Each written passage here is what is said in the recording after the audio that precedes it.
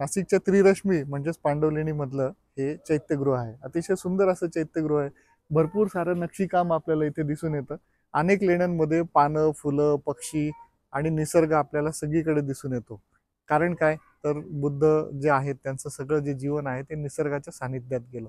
त्यांचा जन्म पण निसर्गाच्या याच्यातच झाला. साल वृक्षाच्या खाली त्यांच्या आईने त्यांना जन्म दिला, अशी ती सगळी कथा आहे. असो, पण बुद्धांना जे ज्ञानप्राप्ती झाली, जे बोधिवृक्षाखाली, ते एक पिंपळाचं झाड होतं आणि त्याच्या खाली त्यांना ज्ञानप्राप्ती झाली, त्याला बोधिवृक्ष म्हणतात. तर पिंपळाच्या पानाचा जो आकार आहे तो आपल्याला इथे दिसून येतो.